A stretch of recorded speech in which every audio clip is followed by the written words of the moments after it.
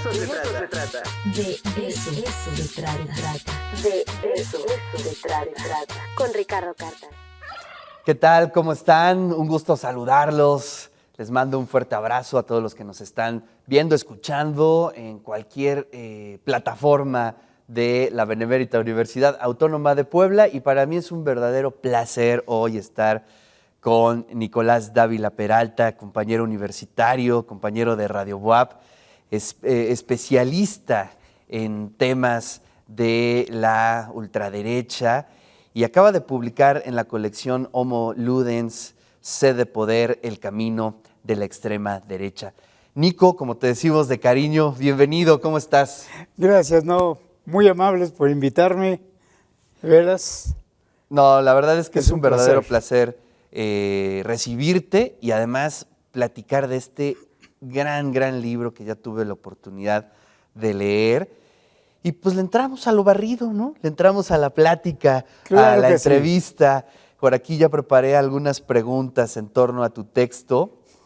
Y fíjate que lo primero que me salta es que es bien interesante cómo hoy estamos en el 2023, en medio de una atmósfera política en donde se discuten las posturas de la derecha, de la extrema izquierda, de los liberales.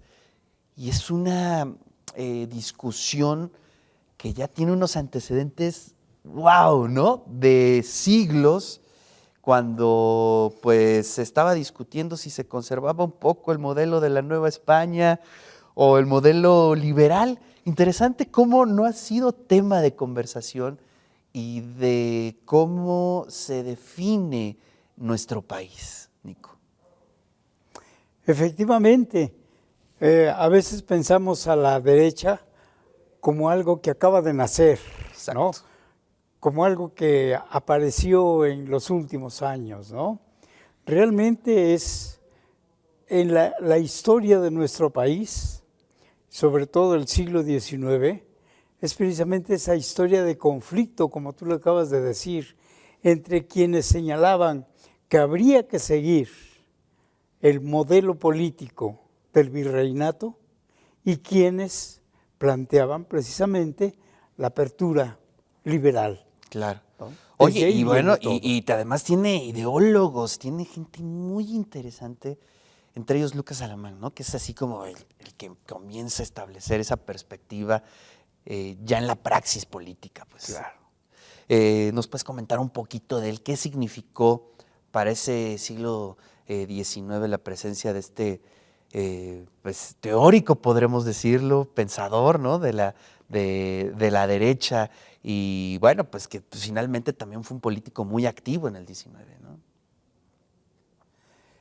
¿Te refieres a Lucas Alamán? Exacto, ¿No? Lucas Alamán. Sí, efectivamente. Él es, bueno, él retoma precisamente las reacciones hacia la Revolución Francesa, las retoma, las aplica a nuestro país para defender precisamente un proyecto que él llama proyecto conservador, ¿no? Y yo creo que ahí están las bases Claro. de todo el proyecto, vamos a decir así, de la columna vertebral de la extrema derecha, ¿no? Que es, como lo planteaba Lucas Alamán, el poder debe ser para los más capaces, Claro. ¿no? Y los más capaces son los dueños del capital, ¿no? Él lo plantea con O de los claridad. distintos capitales, ¿no? Sí. Capital económico, pero también Sí, otro sí. tipo de capitales, ¿no? Otro tipo de capital, efectivamente, ¿no? Son los capaces, los instruidos, vamos, y también los dueños de los medios de producción. Claro. ¿Sí? Y eso es algo que se ha mantenido hasta nuestros días, ¿no? De hecho, la extrema derecha es un grupo pequeño. Claro. Si lo comparamos con la población del país, e incluso si lo comparamos con la población del mundo, ¿no? Siempre el conservadurismo es algo sectario, clasista. ¿Sí? Siempre ha sido así. Es uno de las columnas vertebrales, ¿no? Interesante que haya pasado generación tras generación el modelo, ¿no? Y pues lo vemos hoy, en el presente, en el 2023. Efectivamente. Oye, pues eso por un lado, pero por otro lado, interesante también cómo se va gestando también una revolución anticlerical, también muy fuerte dentro del país. ¿Cómo se va gestando? ¿Cómo se empieza a cocinar? ¿De dónde vienen las ideas? Así como Lucas Alamán trae las ideas de Francia, de otros lados, ¿cómo esta revolución anticlerical, esta perspectiva, se va cocinando dentro de nuestro país? Yo creo que para entenderla hay que irse otra vez al siglo XIX, con el triunfo precisamente del proyecto liberal, con Benito Juárez, lo que hace que la derecha y la extrema derecha se replieguen, Claro. ¿sí? Y vuelven a aparecer hasta la época de Porfirio Díaz, ¿no? Donde hay lo que yo llamaría un primer modus vivendi entre la Iglesia y el Estado. Claro. ¿No? Viene la encíclica de León XIII sobre la cuestión social, se aplica a México. ¿Sí? Tardíamente, pero se aplica a México, y eso hace que estos grupos vean no solamente un proyecto social, sino un proyecto político. Claro. ¿Sí? Es el tiempo de cambiar la Constitución, es el tiempo de nosotros. Y se crea pues el Partido Católico Nacional, Claro. que apoya a Madero, ¿no? Y después viene el golpe de Victoriano Huerta, donde ese proyecto o esa idea de que es el tiempo de cambiar se derrumba, porque viene la Revolución Carrancista, que es muy fuerte, ¿no? Es anticlerical. Pero completamente anticlerical, Totalmente, ¿no? Y es en donde se cambia el proyecto y viene lo que llamamos las sociedades secretas de ultraderecha. Ahí vamos a estacionarnos un ratito, que ahí es donde me encanta este tema. De ahí surgen. De ahí surge, efectivamente, la Unión de Católicos Mexicanos, ¿no? Como organización secreta. Pero me gustaría que nos explicaras un poco cuál es la diferencia, o si se puede entender por lo mismo, de reservada y secreta. ¿Cuáles son las características de cada una? Bueno, de hecho, el secretismo, lo vemos, implica, primero, una organización que no es conocida hacia afuera, ¿no? Que recluta a sus miembros con un juramento de fidelidad y de secrecía, Sí. ¿no? Eso es muy claro. ¿Sí? Ahora, quienes militaron o militan en este tipo de organizaciones le llaman reservada. ¿Por qué razón? Porque este tipo de organizaciones nacieron vinculadas a la Iglesia Católica. Sí. ¿Sí? Y entonces, la jerarquía, no toda, pero sí gran parte de la jerarquía, las conocía e incluso las asesoraba. Claro. Y entonces dicen, no somos secretas, nos conocían, ¿sí? Somos reservadas porque no nos conocía cualquiera. ¿Sí? Por eso yo planteo ahí, en el libro, de que hablar de sociedad secreta, sociedad reservada, sociedad juramentada, vienen a ser sinónimos. ¿De qué? De un tipo de organizaciones que hasta hace poco tiempo mantenían totalmente su secreto. Así es. Oye, pero la ritualidad en torno a estas organizaciones es increíble y tú lo comentas. Me voy a permitir leer un breve fragmento de la página 49 de tu libro Sed de Poder, el camino de la extrema derecha. Y dice así: el documento en el que Solís basa su información revela dos formas de identificarse entre los miembros de la organización. El primero, escuchen bien, un alfiler de cabeza dorada en la solapa, ¿no? Ahí está Sí. el primer elemento. El segundo, llevar la mano derecha al pecho y tocar el corazón con el dedo índice. Exactamente. ¡Qué cosa! La otra persona contestaba cruzando los brazos, es decir, cuando te encontrabas y eras de la misma organización, Sí. te tenían que cruzar los brazos, ¿no? Interesante. Y la tercera forma de identificación era cruzar las siguientes palabras. ¿Pertenece usted a la Asociación del Espíritu Santo? Gracias a Dios. O bien, ¿conoce usted la Unión Comercial Mutualista? La UCM, ¿no? Esas claves identificaban a los miembros de estas Efectivamente. organizaciones. Qué tremendo, interesantísimo, ¿no? Toda la ritualidad que se manejó. Bueno, no sé si llamarla ritualidad para esta guerra, como de símbolos, de guiños, para identificarse, ¿no? Claro. ¿Eso tiene algún antecedente, maestro Nico?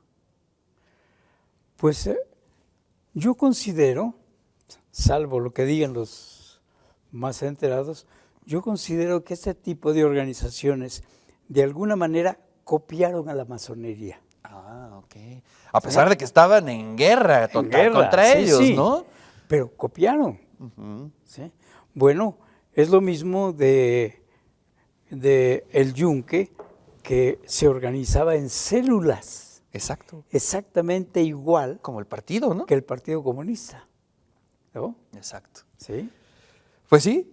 Oye, y después de todas estas organizaciones viene un periodo complicado para nuestro país, la cristiada, ¿no? En plena posrevolución viene un movimiento muy fuerte de ultraderecha, tanto que van construyendo símbolos muy importantes, entre ellos pues el Cristo del Cerro del Cubilete, otros. ¿Por qué surge la cristiada? ¿Por qué surge en ese momento, maestro Nico? Bueno, hay que entender la cristiada, hay que entenderla primero por la Constitución de 1917, que le quitó la personalidad jurídica a las iglesias, pero además el Estado intervenía e incluso hasta en el número de sacerdotes que debería haber en cada estado. Wow. ¿No? Bueno, Sí. los traían a raya entonces. Los traían a raya. Y luego las reformas al Código Penal, ¿sí?, que elevaba las penas Sí, para aquellos clérigos que violaran la Constitución, claro. ¿no? Y viene entonces la reacción de los obispos. Los obispos en 1926 escriben y publican 2 cartas pastorales colectivas, ¿no? Y en la primera carta es la reacción contra estas leyes, y ellos presentan una teoría que venía desde el Concilio de Trento. Entonces, la iglesia es la sociedad perfecta, superior a todas, Claro. y nadie puede sojuzgarla. Bueno, pero obvio, el gobierno no le hizo caso. Entonces, vienen diferentes posturas de los obispos, y la postura que gana es la de la suspensión de cultos. Si consultan al Vaticano, el Vaticano les dice adelante, y viene una segunda carta pastoral en donde le anuncian al pueblo que mientras estén esas leyes, se suspende el culto. Wow. O sea, muchos piensan que fue Plutarco Elías Calles el que suspendió. Ajá. No, fueron los obispos los que en protesta Suspenden. suspendieron los cultos. Como una forma de protesta, de resistencia ante lo que está Ahora, sucediendo. yo creo que aquí le falló a los obispos su visión de la realidad. ¿Por qué? Porque ellos pensaban, suspendemos los cultos, se arma un movimiento social que presione. Pero lo que se armó no fue un movimiento social, sino un movimiento armado, Claro. espontáneo, Sí. ¿sí? Que después la Liga Defensora de la Libertad Religiosa trató de coordinar, convirtiéndolo en un ejército, Claro. el ejército cristiano. Entonces se le salió de las manos a los obispos. Y es un Nunca momento muy pensaron, violento de nuestro país, ¿no? Sí. Es un momento muy violento. Oye, en ese contexto es donde se publica, hablando hace rato de Gerbal Izarzubide, donde se publica su manual de educación antirreligiosa, ¿no? Sí. Que ese es un libro maravilloso que le valió estar en el Índex, ¿no? Del Vaticano, y que lo ¿sí? celebró como si hubiera ganado el premio Nobel. Sí, lo incluyeron en el en el Index, Exacto. que Qué era interesante. el listado de libros prohibidos. Prohibidos por el Vaticano. Oye, además era, creo que una de las cosas más sui generis que han sucedido en nuestra historia, que es la creación de la Iglesia Católica Mexicana, ¿no? Como respuesta, como alternativa, no pega, no crea empatía con los católicos mexicanos, pero es un momento muy interesante, ¿no? Sí, es una forma, ¿sí? que quiso aplicar Elías Calles para ganarse a los católicos y marginar al clero. Obvio que no le resultó, Claro. porque se olvidó de que pues la Grey Católica nunca iba a abandonar al Sí. clero. Sí. Sí, eso fue. Y lo único que logró fue que se creara precisamente la Liga Defensora de la Libertad Religiosa, que fue fruto precisamente de este cisma, Claro. ¿no? Oye, y avanzando en esta evolución de las organizaciones, de los movimientos, el sinarquismo, ¿no? Es decir, ya es como el brazo político de lo que se desprende de esta lucha de la cristiada. ¿Cómo lo debemos de entender? Sí. Bueno, después de la cristiada vienen los arreglos, y los arreglos no le gustan a la extrema derecha. La extrema derecha quería un país católico. Sí, y que estuviera la Y Constitución. sucede además, que ¿no? los arreglos, en primer lugar, son verbales y solamente dicen abran los templos y nosotros le bajamos a la aplicación de la ley, nada más. Entonces, a raíz de esto, vuelven otra vez los antiguos militantes de la de la Unión De la U. Nacional, Ujú. con miembros de la Liga y otros más, crean otra organización, que son las legiones. Ándale. ¿Sí? Las legiones, que estaban muy bien organizadas, yo creo que eran las mejor organizadas de ese tiempo, porque venían por secciones, y había una sección estudiantil, una sección social, e incluso había una sección militar, Claro. porque la idea de ellos era realmente implantar un gobierno católico.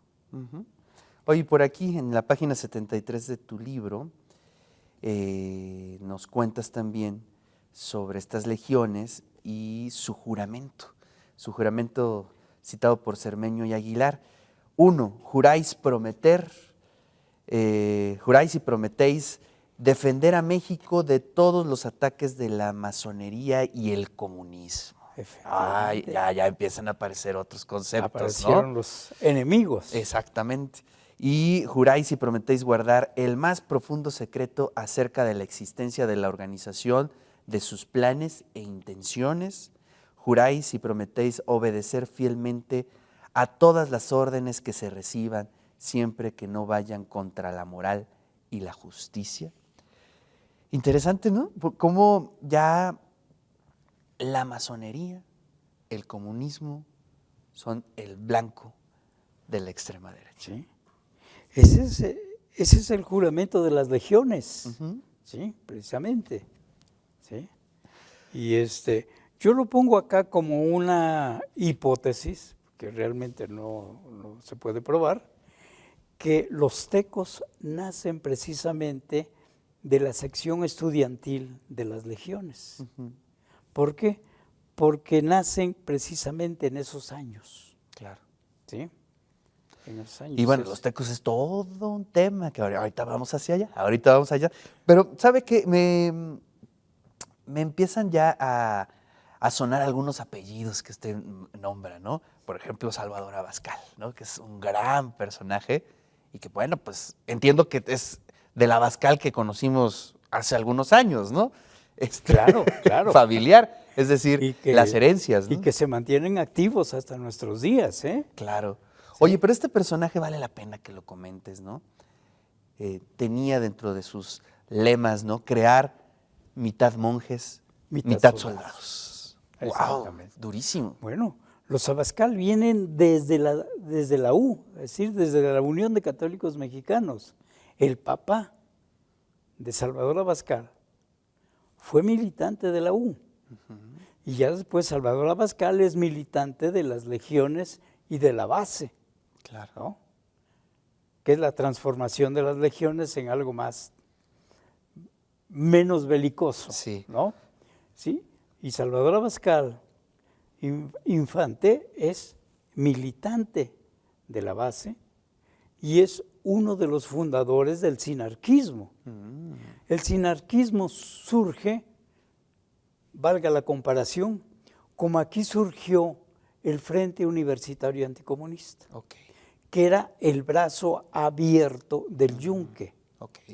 El sinarquismo surge como el brazo abierto de la base. Claro. Sí, la que se llama la política pública, ¿Sí? podríamos decirlo, ¿no? Exactamente. Abascal es uno de los fundadores y un tiempo fue el director del sinarquismo, fue el tiempo más agresivo del sinarquismo, pero también fue el momento en que el sinarquismo creció en todo el país, Claro. ¿no? O sea, no había católico que o militaba o apreciaba al sinarquismo. No, yo todavía tengo en la memoria la existencia de partidos nacionales con raíz sinarquistas, ¿no? Sí. Bueno, no tiene mucho que desaparecieron, pero era interesante cómo lograban registros a nivel nacional, y eso es Sí, muy sí, claro. significativo, ¿no? Y tuvieron candidatos a la presidencia de la República. Así es, así Sí. es. Oye, pues ya nos vamos a Guadalajara, ¿no? Que es el escenario del surgimiento de los tecos, yo creo que pues uno de los grandes movimientos de la ultraderecha, y se da en ese contexto interesante, ¿no? Se está definiendo en ese momento la autonomía versus el socialismo, y entra este grupo, pues finalmente a definir muchas de las políticas universitarias, ¿no? Sí.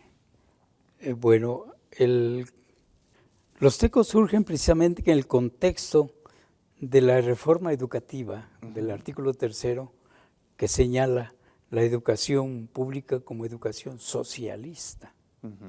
¿Eh? Entonces,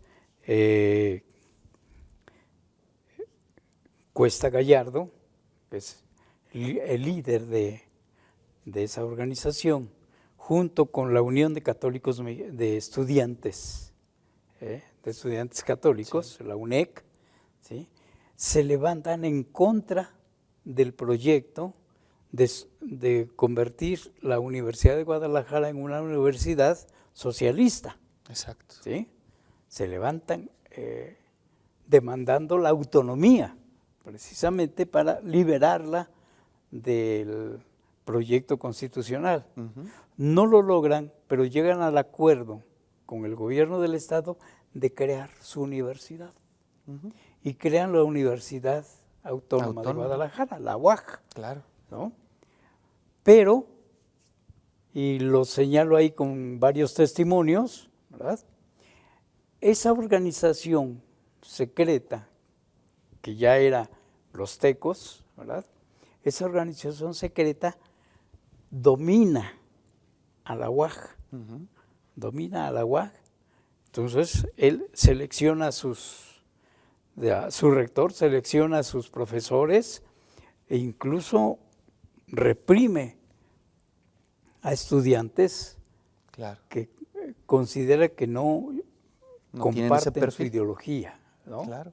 Sí. Sí, fue muy importante, tanto que hasta tuvieron su equipo de fútbol, ¿no? Sí. ¿Te acordarás? O sea, Claro, claro. algunas décadas Los- atrás, los famosos los tecos. tecos, ¿no? Y qué bueno. Aquí hay algo curioso, que es la Compañía de Jesús, los jesuitas, Ajá, los que asesoran a los tecos. exacto. Pero después se abren, ¿no? Después abandonan esos grupos. Sí, pero lo interesante es que profesores que asesoraron a los tecos, que después pasaron a lo que hoy es el Instituto de Ciencias de Guadalajara, y pasaron también al Instituto Patria de la Ciudad de México, llegaron acá, Exacto. a Puebla, y uno de ellos como rector del Instituto Oriente. Y él es el que selecciona Claro. a un grupo pequeño de jóvenes y los vincula con el jefe de los tecos, Y con ahí es Cuesta como Gallardo. surge ya en Puebla, pues el yunque prácticamente, Y ¿no? de esa manera se crea el yunque aquí en Puebla como una extensión de los tecos de Guadalajara.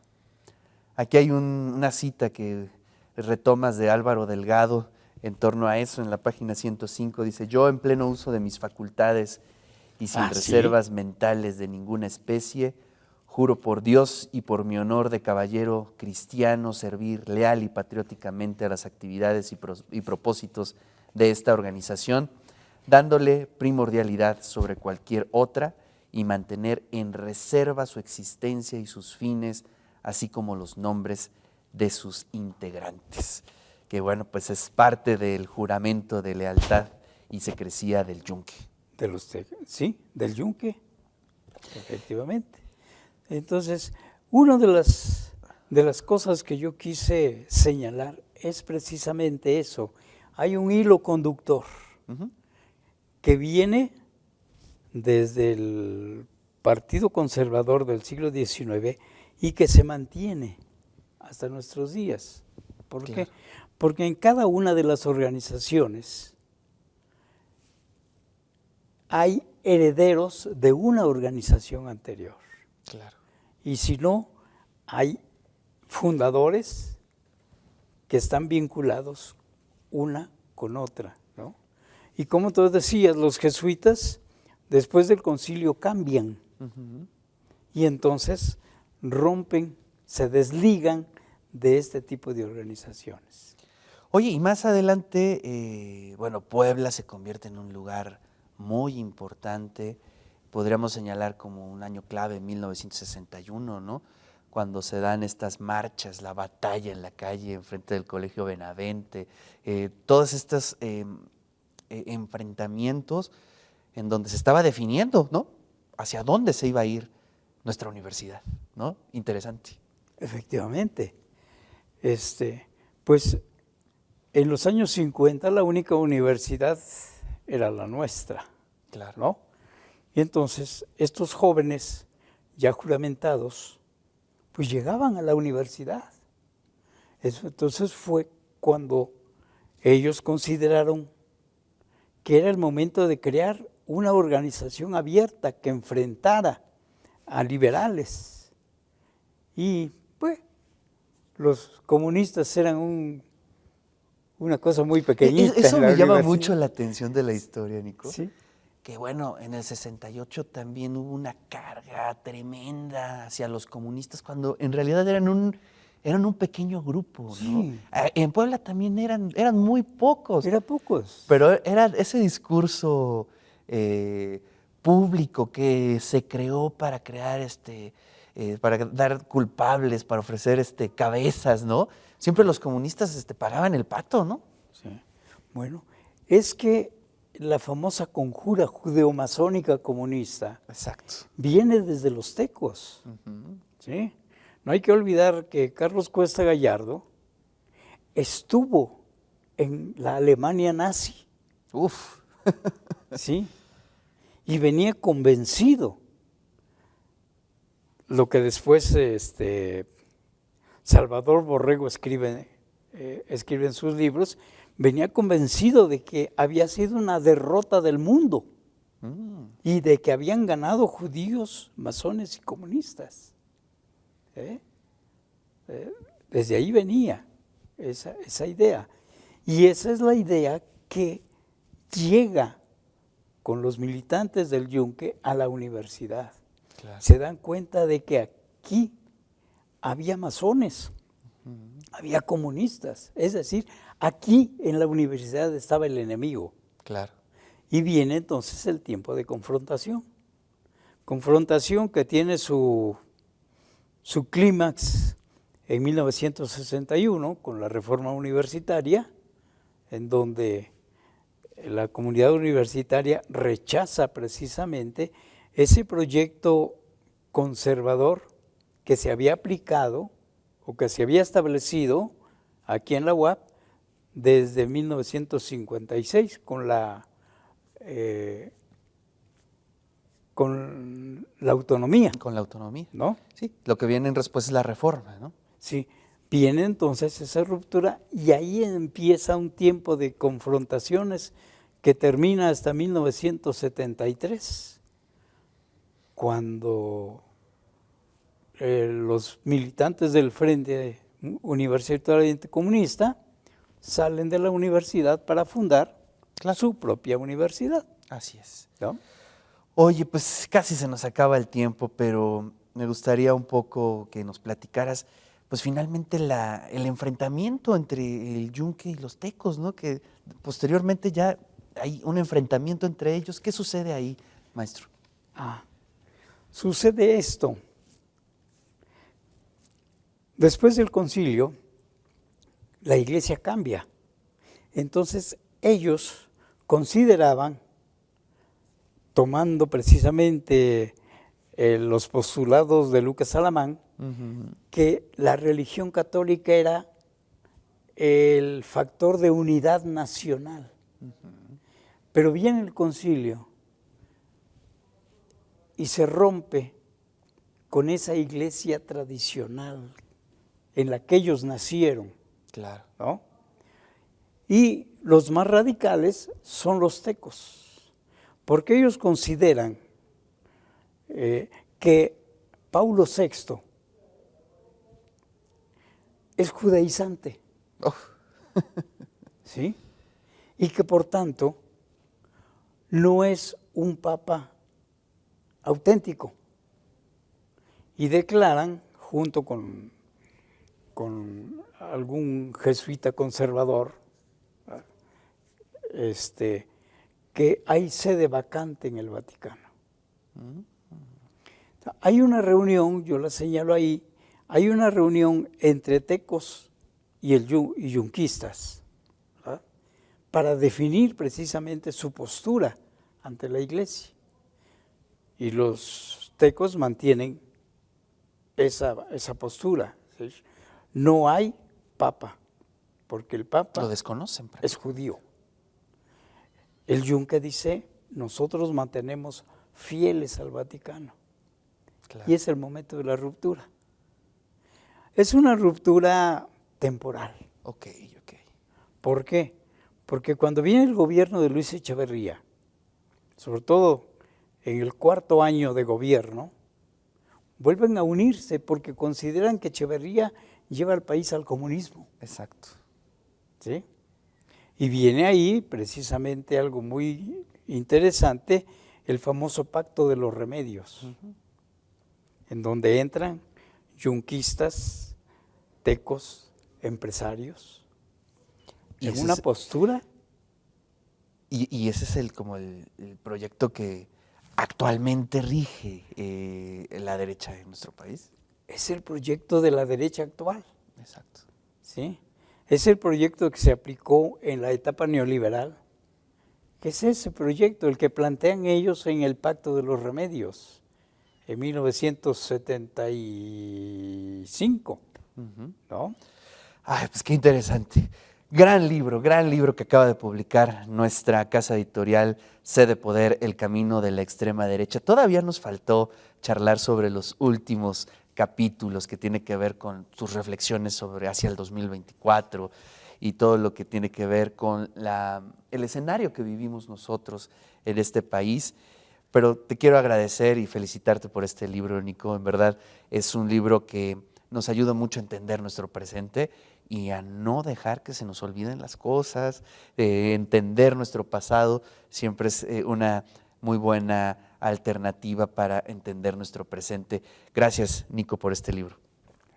Pues la idea fue precisamente revalorar la historia. Se marginó por muchos años, pero volver los ojos a la historia nos ayuda no solo a entender el pasado, Sí, sino nos ayuda a comprender nuestro presente y nos ayuda también a vislumbrar el futuro. Así Y esa es la idea de este libro. Qué maravilla. Sed de Poder, El camino de la extrema derecha de Nicolás Dávila Peralta, ya está en sus librerías y bueno, pues Nico nos trae 2 ejemplares para todos los que quieran entrar a la rifa. Nos pueden escribir en este momento en el 22 25 54 6163. Tenemos 2 ejemplares para la audiencia. Gracias, yo me despido y nos vemos con más charlas aquí en el De Eso Se Trata.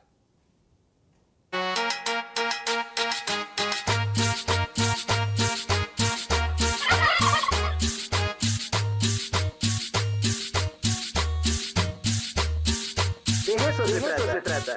De eso se trata. De eso se trata. Con Ricardo Carta.